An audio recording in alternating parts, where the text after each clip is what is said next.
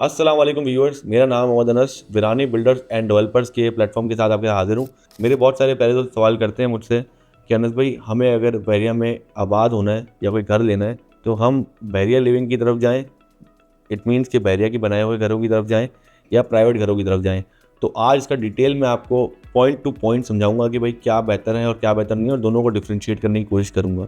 बहरिया की अगर हम कंस्ट्रक्शन साइजेस की बात करें तो बहरिया ने जो बहरिया टाउन में कंस्ट्रक्शन की हुई है उसमें 152 यार्ड्स के विलास हैं, 200 के विलास हैं, 350 के विलास हैं और 500 के विलास हैं।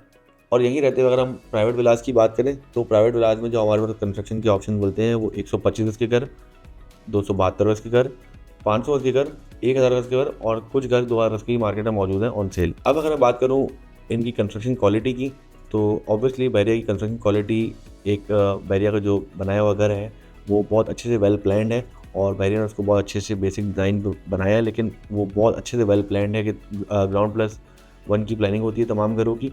और 152 गज और 200 के घरों में हमें 1+2 की प्लानिंग मिल जाती है, मतलब ग्राउंड फ्लोर पे 1 कमरा और ऊपर वाले फ्लोर पे 2 कमरे।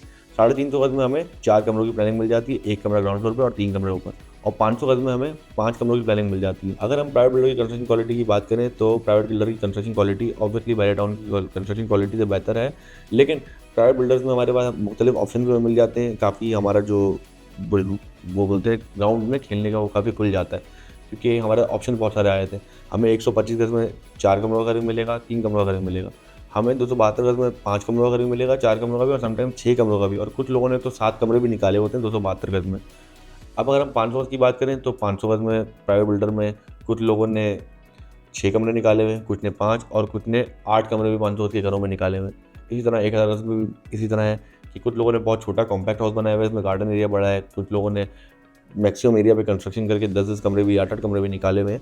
तो प्राइवेट बिल्डर में हमें एक रूम मिल जाता है काम करने का, ऑब्वियसली कि हम किस तरह काम करें। तो इसका हल ये है कि आप बहरिया टाउन में जब भी घर लें या बहरिया टाउन की बनाई हुई प्रॉपर्टी लें तो अपने दिमाग में बजट सेट करें कि अगर हम 2 करोड़ की चीज़ ले रहे हैं तो हमें 10% ऊपर खर्चा करने हैं, तो ऑब्वियसली आप अपनी चीज़ को बेटर बना सकते हैं। प्राइवेट बिल्डर की अगर हम बात करें तो प्राइवेट बिल्डर के ज़्यादातर घर तो फ्रेश और 0 मीटर ही मिलते हैं। अगर हम यूज़ कर पे जाते हैं तो ऑब्वियसली उसमें आपको सेट करना पड़ेगा उसको, लेकिन प्राइवेट बिल्डर की कंस्ट्रक्शन क्वालिटी काफ़ी बेहतर है बहरिया टाउन को अगर हम देखते हुए चलें।